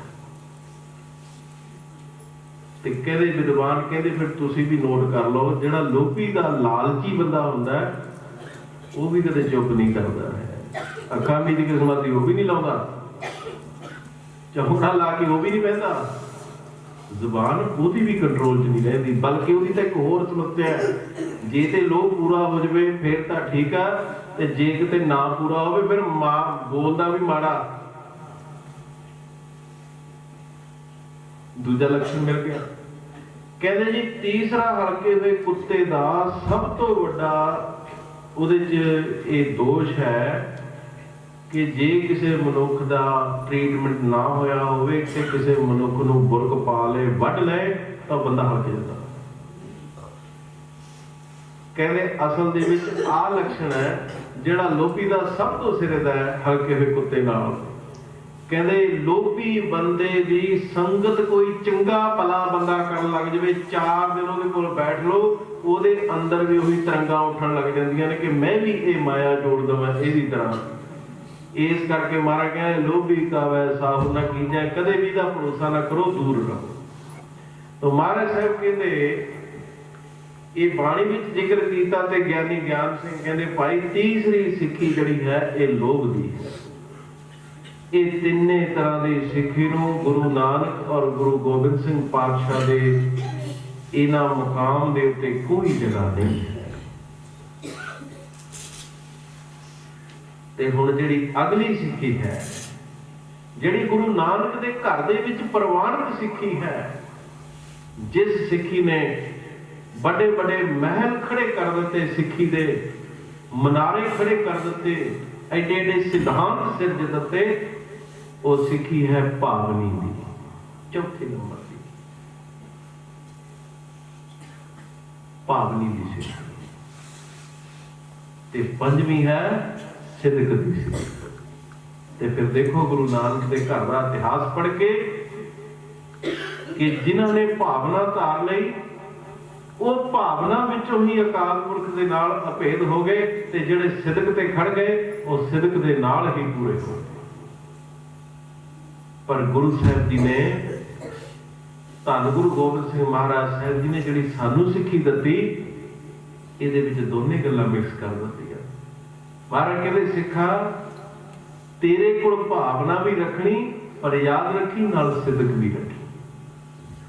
ਜੇ ਭਾਵਨਾ ਦੇ ਨਾਲ ਸਿਦਕ ਨਾ ਹੋਵੇ, ਕੱਲੀ ਭਾਵਨਾ ਹੋਏਗੀ, ਤਾਂ ਫਿਰ ਤੇਰੇ ਨਾਲ ਕਿਤੇ ਵੀ ਖਲਵਾੜ ਹੋ ਸਕਦਾ ਹੈ, ਧੋਖਾ ਹੋ ਸਕਦਾ ਹੈ। ਭਾਵਨਾ ਗੁਰੂ ਗ੍ਰੰਥ ਸਾਹਿਬ ਨੂੰ ਤਾਂ ਨਮਸਕਾਰ ਕਰਾਏਗੀ, ਜੇ ਸਿਦਕ ਨਾ ਹੋਵੇ ਤਾਂ ਫਿਰ ਇਹ ਕਿਤੇ ਮੜੀਆਂ ਮਸਾਣੀਆਂ ਤੇ ਵੀ ਜਾ ਕੇ ਮੱਥਾ ਟਿਕਾ ਦੇਗੀ। ਇਹ ਫਿਰ ਦੇਹ ਧਾਰੀ ਦੇ ਅੱਗੇ ਜਾ ਕੇ ਵੀ ਤੈਨੂੰ ਟਿਕਾ ਲਏਗੀ। ਜੇ ਤੇਰੇ 'ਚ ਸਿਦਕ ਹੋਏਗਾ, ਫਿਰ ਤੇਰੀ ਭਾਵਨਾ ਇਹ ਕਹੇਗੀ ਕਿ ਹਾਂ, ਮੇਰਾ ਸਿਰ ਕੇਵਲ ਤੇ ਕੇਵਲ ਗੁਰੂ ਗ੍ਰੰਥ ਸਾਹਿਬ ਮਹਾਰਾਜ ਦੇ ਚਰਨਾਂ ਤੋਂ ਬਿਨਾਂ ਹੋਰ ਕਿਸੇ ਦੇ ਅੱਗੇ ਨਹੀਂ ਝੁਕ ਸਕਦਾ। ਗੁਰੂ ਮੰਨੋ। ਸਤਿਕਾਰ ਅਸੀਂ ਆਪਣੇ ਮਾਤਾ ਪਿਤਾ ਦਾ ਵੀ ਕਰਨਾ, ਵੱਡਿਆਂ ਦਾ ਵੀ ਕਰਨਾ, ਸੰਤਾਂ ਮਹਾਤਮਾ ਦਾ ਵੀ ਕਰਨਾ, ਪਰ ਗੁਰੂ ਮੰਨ ਕੇ, ਗੁਰੂ ਭਾਵਨਾ ਵਿੱਚ ਸਿੱਖ ਦਾ ਸਿਰ ਜੇ ਨੀਵਾਂ ਹੋਏਗਾ ਤਾਂ ਕੇਵਲ ਗੁਰੂ ਗ੍ਰੰਥ ਸਾਹਿਬ ਦੇ ਅੱਗੇ। ਭਾਵਨਾ ਇਹ ਸਿਖਾਉਂਦੀ ਹੈ ਕਿ ਨੀਵਾਂ ਹੋ, ਪਰ ਸਿਦਕ ਇਹ ਸਿਖਾਉਂਦਾ ਹੈ ਕਿ ਗੁਰੂ ਤੋਂ ਬਿਨਾਂ ਹੋਰ ਕਿਸੇ ਦੇ ਅੱਗੇ ਨੀਵਾਂ ਨਾ। ਭਾਵਨਾ ਸਿਦਕ ਤੋਂ ਬਿਨਾਂ ਹੋਏਗੀ ਤਾਂ ਧੋਖਾ ਖਾ ਸਕਦਾ ਹੈ। ਮਹਾਰਾਜ ਦਸਮ ਪਾਤਸ਼ਾਹ ਕਹਿੰਦੇ ਇਸ ਕਰਕੇ ਭਾਵਨਾ ਦੇ ਨਾਲ ਸਿਦਕ ਚਾਹੀਦਾ ਹੈ, ਪਰ ਦਸਮ ਪਾਤਸ਼ਾਹ ਨੇ ਇਹ ਵੀ ਮੋਹਰ ਲਾਤੀ, ਭਾਵਨਾ ਵਿਹੀਨ ਕੈਸੇ ਪਾਵੈ ਜਗਦੀਸ਼ ਕੋ। ਭਾਵਨਾ ਤੋਂ ਬਿਨਾਂ ਸਾਡੇ ਕੋਲ ਸਪਸ਼ਟ ਮਿਸਾਲ ਹੈ, ਭਗਤ ਧੰਨਾ ਜੀ ਦੇ ਕੋਲ ਭਾਵਨਾ ਸੀ, ਉਸ ਭਾਵਨਾ ਦੇ ਬਲ ਬੁੱਤੇ ਤੇ ਪਰਮੇਸ਼ਰ ਦੀ ਪ੍ਰਾਪਤੀ ਕਰ ਲਈ। ਕਹੋ ਕਬੀਰ ਭਗਤ ਕਰ ਪਾਇਆ, ਭੋਲੇ ਭਾਲੇ ਮਿਲੇ ਰੰਗ। ਤੇ ਦੂਸਰੀ ਹੈ ਸਿਦਕ ਦੀ। ਜੇ ਭਾਵਨਾ ਤੋਂ ਬਿਨਾਂ ਕੱਲਾ ਸਿਦਕ ਹੋਏਗਾ ਤੇ ਫਿਰ ਸਾਧ ਸੰਗਤ ਤੋਂ ਕਿਸੇ ਨੂੰ ਦੁੱਖ ਵੀ ਦੇ ਸਕਦਾ ਹੈ। ਜਿੱਥੇ ਭਾਵਨਾ ਤੋਂ ਬਿਨਾਂ ਸਿਦਕ ਹੁੰਦਾ ਹੈ, ਫਿਰ ਸਿੱਖੀ ਕਮਾਉਣ ਦੇ ਚੱਕਰ ਦੇ ਵਿੱਚ ਅਸੀਂ ਕਿਸੇ ਦਾ ਅਪਮਾਨ ਕਰਨ ਤੋਂ ਵੀ ਗੁਰੇਜ਼ ਨਹੀਂ ਕਰਦੇ ਆਪਣੇ ਸ਼ਬਦਾਂ ਦਾ। ਇਸ ਲਈ ਗੁਰੂ ਨਾਨਕ ਸਾਹਿਬ ਦੇ ਘਰ ਦੇ ਵਿੱਚ ਦਸਮ ਪਾਤਸ਼ਾਹ ਦੇ ਇਸ ਸਿਧਾਂਤਿਕ ਪ੍ਰਣਾਲੀ ਵਿੱਚ ਸਤਿਗੁਰੂ ਜੀ ਕਹਿੰਦੇ ਸਿੱਖਾ, ਸਿੱਖੀ ਦੇ ਦੋ ਹੀ ਕਦਮ ਨੇ, ਇੱਕ ਭਾਵਨਾ ਤੇ ਦੂਸਰਾ ਸਿਦਕ। ਜਿਹੜਾ ਸਿੱਖ ਭਾਵਨਾ ਔਰ ਸਿਦਕ ਦੇ ਨਾਲ ਤੁਰਦਾ ਹੈ, ਸਤਿਗੁਰੂ ਜੀ ਕਹਿੰਦੇ ਉਹਦੀ ਸਿੱਖੀ ਮੈਨੂੰ ਪ੍ਰਵਾਨ ਹੈ। ਉਹ ਸਿੱਖ ਦੀ ਸਿੱਖੀ ਨੂੰ ਭਾਗ ਗੁਰੂ ਆਪ ਲਾਉਂਦਾ। ਤੇ ਜਿਨ੍ਹਾਂ ਨੇ ਸਿਦਕ ਰੱਖਿਆ, ਸ਼੍ਰੀ ਗੁਰੂ ਗੋਬਿੰਦ ਸਿੰਘ ਮਹਾਰਾਜ ਸਾਹਿਬ ਸੱਚੇ ਪਾਤਸ਼ਾਹ ਜਿਸ ਵਕਤ ਸਾਧ ਸੰਗਤ ਅਨੰਦਪੁਰ ਸਾਹਿਬ ਦੇ ਕਿਲੇ ਨੂੰ ਛੱਡਿਆ, ਮਹੀਨਿਆਂ ਬੱਧੀ ਘੇਰਾ, ਪਰਿਵਾਰ ਵਿਛੋੜੇ ਤੇ 4 ਹਿੱਸਿਆਂ ਦੇ ਵਿੱਚ 3 ਹਿੱਸਿਆਂ ਦੇ ਵਿੱਚ ਪਰਿਵਾਰ ਵਿਛੜਿਆ। ਕੁਦਰਤ ਨੇ ਐਸੀ ਹੋਣੀ ਰਚ ਦਿੱਤੀ, ਸਾਡੀ ਉਮਰ ਦੇ 2 ਹੀ ਪੜਾਅ ਹੁੰਦੇ ਨੇ ਜਿਹਨੂੰ ਸਹਾਰੇ ਦੀ ਲੋੜ ਹੈ, ਜਾਂ ਬਚਪਨ ਜਾਂ ਬੁਢੇਪਾ। ਬਚਪਨ ਕੱਟਣ ਲਈ ਸਹਾਰਾ ਹੈ ਮਾਤਾ ਪਿਤਾ ਦਾ, ਬੁਢੇਪਾ ਕੱਟਣ ਲਈ ਸਹਾਰਾ ਹੁੰਦਾ ਹੈ ਬੱਚਿਆਂ ਦਾ। ਪਰ ਵੇਖੋ ਕਦੇ ਧਿਆਨ ਦੇ ਕੇ ਕਿ ਦਸਮ ਪਾਤਸ਼ਾਹ ਨੇ ਕੈਸੀ ਰਚਨਾ ਕੀਤੀ, ਆਪਣੇ ਘਰ ਦਾ वडेपा ते अपने घर का बचपन एक पासे एक दूसरे के साथी बना के इस संसार के खेड रचन की तोड़ दिते सरहंद वाल नूं चाले पै गए। ते दूसरा दसम पातशाह जी गढ़ी चमकौर दे विच साहिबजादियां दी शहादत हुई, पंजां प्यारियां दे विचों 3 प्यारियां दी शहादत हुई, प्राणा तो प्यारे सिखां दी शहादत हुई। फतेहगढ़ साहिब के अंदर माता गुजर कौर जी, धन अमर शहीद बाबा जोरावर सिंह साहिब, धन अमर शहीद बाबा फतेह सिंह साहिब की शहादत हुई। सतगुरु जी को खबर मिली उपरंत ये पाप की जड़ पट दी।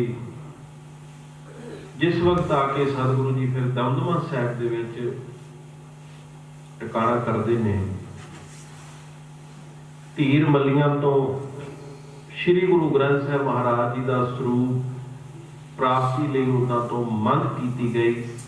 जवाब दे दिता कि जे गुरु इन्ना समर्थ है तो फिर अपनी बाणी आप रच लो। दमदमा साहिब के मुकाम ते 9 महीने 9 दिन 9 घड़ियां 9 पलों विच एक ओंकार तो लैके 18-10-20 तक श्री गुरु गोबिंद सिंह महाराज साहिब जी ने सतगुरु साहिब श्री गुरु ग्रंथ साहिब महाराज जी की पावन बाणी अपनी रसना तो उच्चारण की। भाई मनी सिंह जी को लखारी लाया, बाबा दीप सिंह जी को कलमा की कागज की सेवा सौंपी। देखो इस बाणी की ताकत दे इतिहास के उन्होंने पल्ले देख के बाणी लिखण दी लिखण का प्रबंध करने की सेवा कलगीधर पातशाह ने 2 सिखां नूं दित्ती। ये बाणी की ताकत सी कि एक दा बंद कटिया गया ते दूसरा साध संगत अपने सीस नूं तली ते धर के लड़िया। ये दुनिया दे विच अनोखियां शहादतां होईयां। ये दसम पातशाह इन्हां शहादतां तो इतिहास द्वारा संसार नूं दस गए कि इस अकाल पुरख की बाणी धुर की बाणी आई, तिन सगली चित मिटाई। गुरु ग्रंथ साहिब की बाणी की ताकत की है कि सिख का बंद कटिया गया पर उसकी अवस्था अडोल रही, डोली नहीं। इस करके गुरसिखो एक कलगीधर पातशाह सानू कह गए कि भाई मनी सिंह साहब की शहादत, बाबा दीप सिंह की शहादत तुहाडे लई ये प्रेरणा देती है कि तुसी निरसंदेह भावना विच आके गुरु की बाणी पढ़ो। ये गुरु की बाणी तुहाडी मुक्ति का साधन है, मुक्ति का हेतु है। साध संगत उस वक्त भाई राम कुएर जी जिहड़े जिन्हां दा बाद दे विच नाम गुरबख्श सिंह रखिया गया, श्री गुरु गोबिंद सिंह महाराज साहब जिस वक्त दमदमा साहब तो दक्षिण वाल जाने की तैयारी खिंच लई, तैयारियां हो गई। हजूर जिस वक्त पूरी तैयारी होगी, रवानगी हो लगी, भाई गुरबख्श सिंह जी के माता जी श्री गुरु गोबिंद सिंह महाराज साहब जी के घोड़े के सामने हाथ जोड़ के खड़े कहने लगे, हजूर एक अर्ज है। दसो माता। पातशाह मेरी उम्र वडेपे विच आ गई,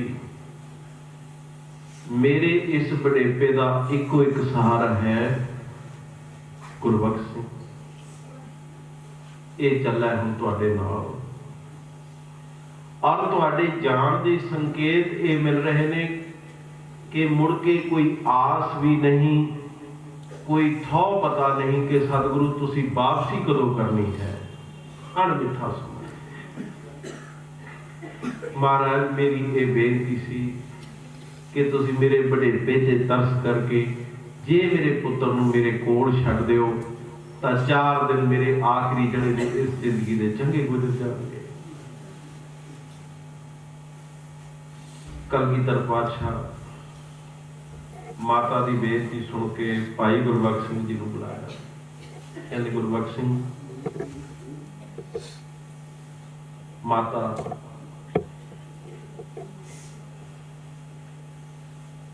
कुछ कह रही है।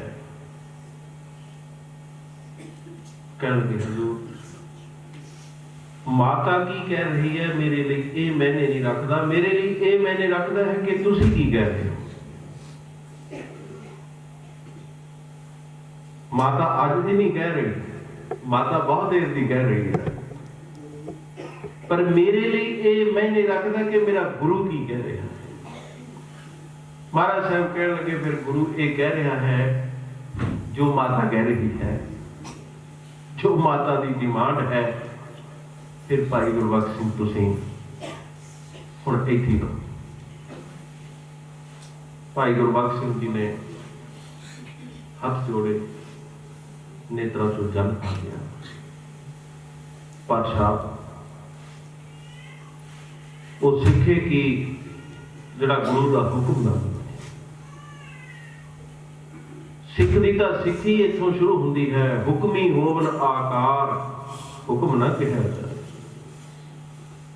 गुरमुख हुक्म मन्ने सह केरा, हुक्मे ही सुख पाए। इते सुख ही हुक्म दे विच मिलदा है। हुक्मों सेवे हुक्म अराधे, हुक्मे समय समाए।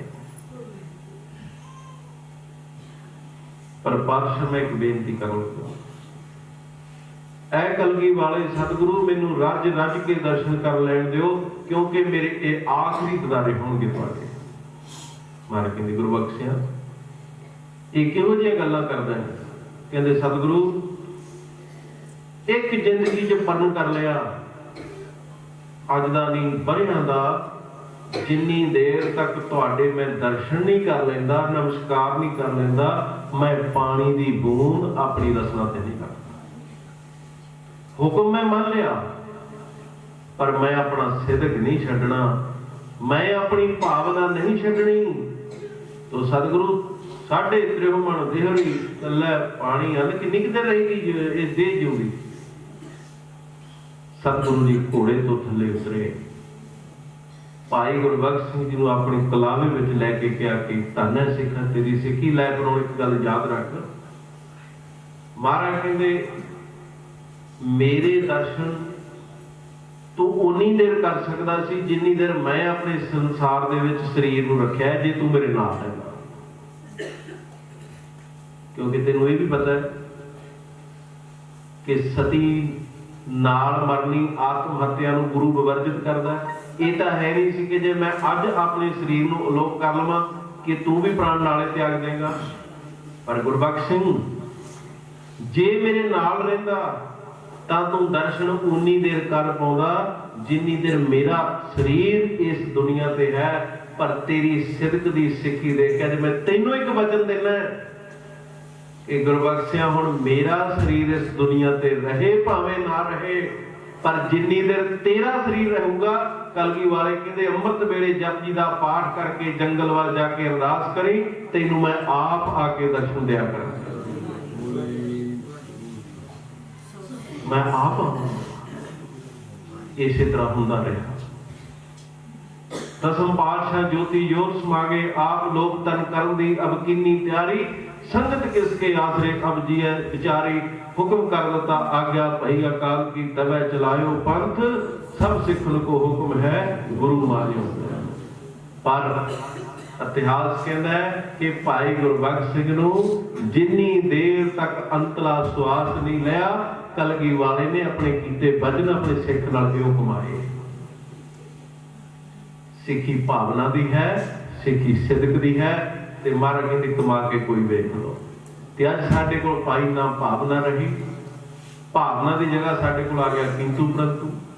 असीं हर गल दे विच कहने ये क्यों है, ये क्यों है, साडे इतिहास ते किंतु, साडे सिद्धांत ते किंतु, बाणी ते किंतु, बाणे ते किंतु। भावना की जगह ले ली साध संगत किंतु, ते सिदक की जगह तुसीं सच पुछो। सिदक की जगह अज सिख इन्ना सुखिया हो गया कि सिख गुरु की मर्यादा नूं भी तार तार करन तो गुरेज नहीं करता। वो कहता मर्यादा जिधर जांदी जावे पर मैनू सुख मिलता है। देखो अज गोडियां की प्रॉब्लम है, कोई दो बात इसलिए बैठना भी औखा हो जाता उन्होंने जिन्हों के गोडे दुखते हो, पर यही एक मर्यादा बन सकती है, बैठने का कोई तरीका लभ्या जा सकता। पर अज असी जिवें चर्च दे विच जाके ईसाई बहते हैं, अज असी टौर नाल कुर्सियां ढा के गुरु ग्रंथ साहिब महाराज के सामने बैठन लगे। उदों भी अगे चल जाओ, जिन्हां माइयां दे गोडे दुखते हुण भाई उन्हां दा बैठना तो चलो गुरु साहब के सामने तो जायज नहीं है, क्योंकि दरबार साहब तो बाहर ये स्टूल ढाए जा सकते हैं, डाउने चाहिए।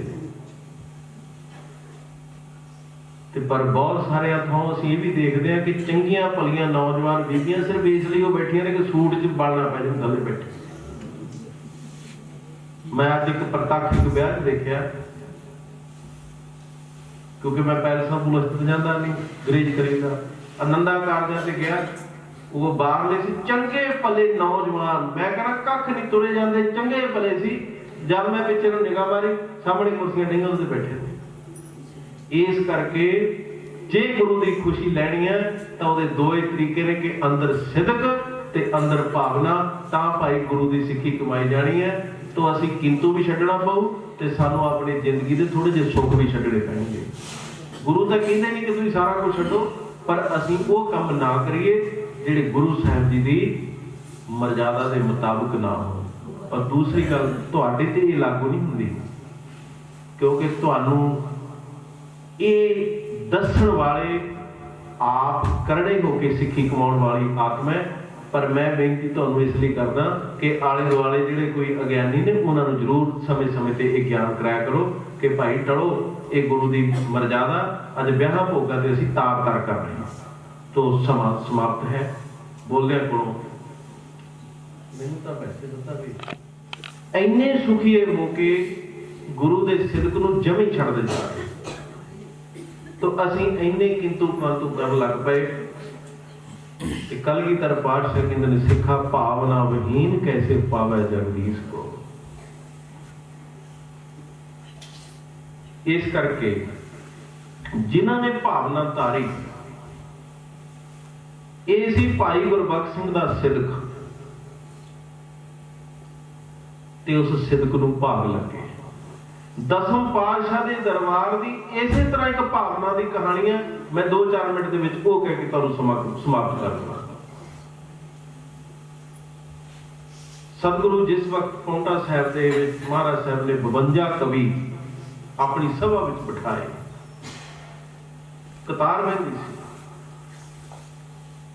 तांग पै गई, प्रचार हो गया कि कलगीधर पातशाह एक एक कविता का 1.25 लाख रुपया इनाम दे देंगे।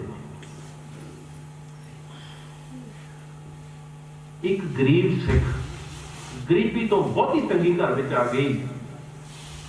एक दिन उसकी घर वाली सिखनी उन्हें कह लगी कि सिखा तू गुरु गोबिंद सिंह महाराज का सिख है, मैं तो सुनिया कि गुरु साहब एक एक कविता के बोल से 1.25 लाख रुपया इनाम दे देंगे ने, ते तू जाके दसम पातशाह नूं बेनती कर लै ते अपने घर की गरीबी चक्की जाऊ। सिख कहण लगा कि भगवान ने तेनों फिर ये पता कि गुरु ने नाल ये भी हुक्म किया है कि मंग के नहीं खाना, किरत करनी। पर कहता एक गल जरूर है, तू क्या भी कविता, हाँ मैं हुण ये काम करूं, मैं जाके दसम पातशाह नूं कविता सुनाऊं, गुरु प्रसन्न हो तो मैनूं नाम दे। मैनूं उम्मीद है मेरी पूरी भावना ये सोच के साध संग दसम पातशाह कोल पहुंच गया। कवियां दे आउण तो पहला पहुंच गया ते जाके उस जगह ते बैठ गया जिथे कवि बैठे सन, और बैठ भी सब तो आगे गया, समय तो पहला चला गया। पहला जान करके वो स्थान खाली सी ते सारे तो अगे जाके बैठ गए। हौली हौली कवि आने शुरू हो गए। हुण कवि जदों आके बैठन लगे, कवियां ने सोचा कि कोई नवा कवि है, दसवें पातशाह बहुत प्यार करते हैं, महाराज ने भेजा होगा, महाराज के हुक्म विच है, तो किसी ने ये नहीं पूछा कि तू कौन है, किवें आया। उन्होंने लगा ये कोई नवा कवि आया है। कवियां का दरबार सज गया तो कलगीधर पातशाह दसवें पातशाह आके सतगुरु संघासन पर बैठ गए। ते जिस वक्त दसवें पातशाह बैठे, पातशाह की निगाह सिख ते पई। महाराज साहब ने दृष्टि की थी, कहते भाई तू कवि है? कवि है? खड़ा हो गया, कहता नहीं महाराज मैं कवि नहीं हाँ। महाराज कहते फिर तू कवियां वाली जगह ते बैठ गया, ये ते कवियां दे बैठने की जगह, सिखां दे बैठने की जगह पिछली पास। कहता पर महाराज मैं कविता सुनाऊंगी। हजूर कहने लगे कवि तू है नहीं, कविता तू सुनानी है, ये बड़ी अजब बात है। कवि होवे ते कविता सुनावे, सिखा मेरे समझ विच आ रही है। तू खुद कह रहे हैं कि कवि तू है नहीं, पर नाल कह रहे हैं कविता मैं सुनावा। कहना हाँ महाराज कवि मैं है नहीं, कविता मैं सुनानी है। दसवें पातशाह प्रेम विच आए, कहते चल फिर कर शुरू, अज सब तो पहला तू सुना अपनी कविता। हथ जोड़े दसवें पातशाह वल तकी गया, सतगुरु के दर्शनों के विचों भावना इन्नी प्रबल हो गई, भावना इन्ने शिखर ते पहुंच गई, कुछ बोलिया नहीं जा रहा। ते जदों बोलिया पहला अल्फाज क्या, गरीब को नवाज मैं गरीब तेरो। ऐ कलगी वाले पातशाह जी गरीब को नवाज मैं गरीब तेरो। एक बार, दो बार, तीन बार, बार बार इहो गल कही जा रहा है। ते साध संगत नाले तां कही जा रहा है, नाले नेत्रा दे विचों शम शम अवस्था उत्थे पहुंच गई जिन्हों दसवें पातशाह कहते ने कहा भयो दो जो दो लोचन मूंद के बैठ रहे हो भगत ध्यान लगायो। नाथ फिरो लियो सात समुद्रन लोग गयो पर लोग गवायो। बास कियो बखियांस बैठ के ऐसी ऐसो बैस बतायो। साज कहूं सुन लिहो सबे दिन प्रेम कियो तिन ही प्रभु। जद ऐसी विराग दी हालत हो गई, विराग डुल डुल के पैण लगा, प्रेम दे विच भिजा। कलगी वाले सतगुरु कहते हुण इस तो भी अगे कुछ कहेगा तो उची ने कहंदा मैं गरीब को नवाज मैं गरीब तेरो। दाता इतना तो कह दो कि मैं गरीब तेरो। कहता पातशाह इन्नी गल ही कह दे कि मैं तेरा। सतगुरु संघासन तो उठे, सिख दे प्रेम विच भिज के ते महाराज साहब जी ने घुट के गलावे विच लैके कहते सिखा मंग की मंगना है, अज तेनू तीन लोगों का राज दे दिया, तेरा प्रेम दे के कह लगा महाराज जेड़ा मंगण वाला सिख तेरे दर ते आया सी, अज तेरे दर्शनां दी चाहत ने सब कुछ मिट गया। मिट गई वो वास्ती जिहड़ी अंदर दी इच्छा लेके आई। इसलिए भाई ये गुरु दा ओ दर है, ऐसे जिहो जी कोई इच्छा लेके आउंदा सतगुरु ओही जी इच्छा पूरी करते हैं। तो बात भावनी दी है, बात सिद्ध दी है। गुरु कृपा करे। सो महापुरख कल आप जी के सन्मुख होंगे, तो अज हाजरी नहीं भर सके, सो दास की ड्यूटी ला के आप जी दर के भेजा सी। सो मिथ्या